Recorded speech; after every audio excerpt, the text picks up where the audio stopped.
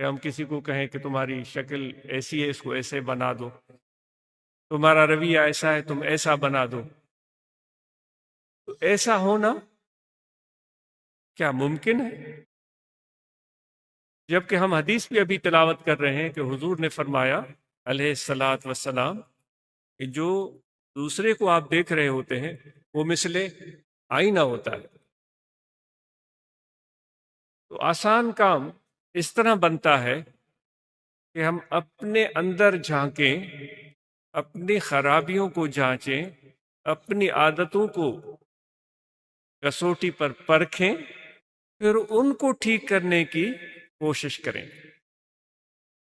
تو پھر جو ہمیں شکایات نظر آ رہی ہے اتنے سارے لوگوں سے، ان شکایتوں کا ازالہ آسان ہو جاتا ہے. وہ کہتے ہیں کہ حضرت مولانا جلال الدین رومی رحمۃ اللہ علیہ بیان فرماتے ہیں کہ ایک بادشاہ تھا، اس بادشاہ کے پاس جہاں جہاں بادشاہ بستے ہیں تو بڑے بڑے علم اور ہنر کے ماہرین ان بادشاہوں کی طرف دنیا کے کونے کونے سے چل کر آتے ہیں، جمع ہوتے ہیں. سندھ کی تاریخ کو آپ پڑھیں، ہٹا میں یا سندھ میں سموں کی حکومت ہوتی تھی، سما قوم ہے، ان کی حکومت ہوتی تھی. بڑے مشہور اچھے اچھے حکمران ان کی گزرے ہیں. تو سندھ میں بسنے والے، ٹھٹا میں رہنے والے ان بادشاہوں کے پاس جن کا سندھ کے اس خطے پر حکومت تھی، ملنے کے لیے ایران سے لوگ آتے تھے، آذربائیجان سے آتے تھے، بلخ و بخارا سے آتے تھے. ٹھٹا میں بڑے بڑے عالم، فاضل، ہنر مند، کیونکہ وہ جانتے تھے کہ جو ہنر فن ہمارے پاس ہے اس کی قدر کسی عام آدمی کو نہیں ہو سکتی، وہ ایک بادشاہ ہی اس کی قدر کر سکتا ہے. تو وہ چونکہ مولانا صاحب فرماتے ہیں جلال الدین صاحب رحمۃ اللہ علیہ کہ وہ بادشاہ کے پاس بڑے ہنر مند لوگ آ گئے. تو روم سے بھی آئے، چین سے بھی آئے. ان دونوں نے اپنے ہنر کا تعارف کروایا. دونوں نے کہا کہ ہم کسی بھی عمارت کو، جیسے آج ہم اس خوبصورت عمارت کے اندر بیٹھے ہوئے ہیں، اس کو بنانے میں کتنی محنت کی گئی ہے، دوستوں کی محبتیں، ارک ریزیاں، کوششیں، رت جگہ شامل ہیں، اور پھر جماعت کے احباب کی قربانیاں. انہوں نے اپنی جیب سے، اپنی طرف سے، ہو سکتا ہے ہمارے دوست، ہمارے بھائی ایسے ہوں جن کے پاس اتنی استعداد بھی نہ ہو، لیکن اس کے باوجود انہوں نے اس مسجد کی تعمیر میں جتنا بھی ہو سکا انہوں نے حصہ ڈالا ہے. تو اس شکل میں آج یہ مسجد آپ کے سامنے ہے. تو یہ ایک ہنر مندی، کاریگری، انجینئرنگ کا بڑا عمدہ مثال ہے جس کو ہم دیکھ رہے ہیں.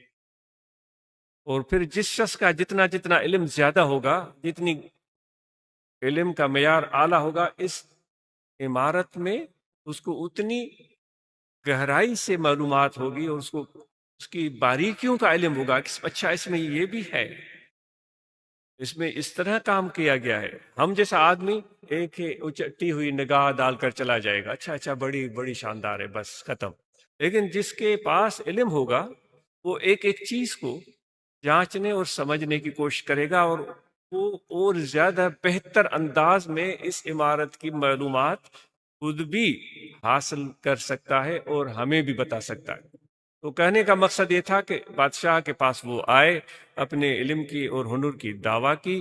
بادشاہ نے کہا کہ مجھے دلچسپی ہو گئی ہے، میں آپ کا علم اور ہنر دیکھنا چاہتا ہوں. بات کہاں سے ہو رہی تھی کہ ہمیں شکایتیں ہوتی ہیں کہ اس کی رویے سے، اس کے بولنے سے، اس کے ہنسنے سے، اس کے رونے سے، اس کے ملنے سے، اس کے دیکھنے سے ہمیں شکایتیں ہوتی ہیں. بھائی کو بھائی کے ساتھ شکایتیں ہو جاتی ہیں، گھروں میں انتشار اور اختلاف پیدا ہو جاتا ہے. بات وہاں سے شروع ہوئی ہے، کیونکہ ابھی ہمارے دوست عزیز رحمان صاحب بتا رہے تھے ہم تو محبت اور عشق بڑھانے کی کوششیں کر رہے ہیں. محبت اور عشق، اور ایک طرف دوسری طرف نفرت، بغض اور کینہ. تو ان کی آپس میں کوئی تال میل ہے ہی نہیں. ایک آسمان ہے تو دوسری زمین کی گہرائیاں ہیں، ایسے سمجھے.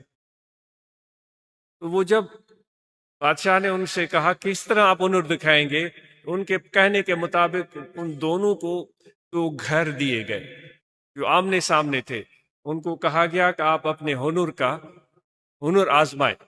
وہ لگ گئے، ایرانی بھی لگ گئے اور رومی بھی لگ گئے.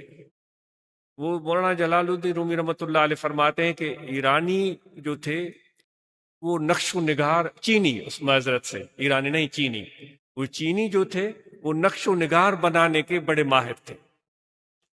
اس عمارت میں انہوں نے اس طرح کی نقش نگاری کی، اس طرح کی خوبصورت ڈیزائن بنائے، شکلیں بنائی کہ آدمی کا عقل دنگ رہ جائے. اور سارے عمارت کو پردوں سے بند کر دیا گیا تھا، کسی کو اندر جانے کی اجازت نہیں تھی. دوسری طرف رومی تھے، انہوں نے بھی اپنا ہنر دکھایا، اس کو بھی پردوں سے بند کر دیا گیا تھا، کسی کو اندر جانے کی اجازت نہیں تھی. جب مقررہ دن آ گیا، بادشاہ وہاں پہنچا تو وہ چینی لوگ عمارت کو مکمل کر چکے تھے. بادشاہ جب اندر پہنچا تو وہ پہلے بھی عمارت کو اس نے دیکھا ہوا تھا، اس عمارت کو دیکھ کر حیران رہ گیا. اس کے اندر جو گلکاری تھی، نقش نگاری تھی، ڈیزائن تھے، منظر تھے، نظارے تھے، وہ دیکھ کر حیران رہ گیا. یہ 8-10 دن میں یہ آپ نے اس عمارت کو کیا سے کیا بنا دیا. تو ساری چیزیں دیکھ کر اس نے دل ہی دل میں ان کو بہت سراہا. جب یہ ساری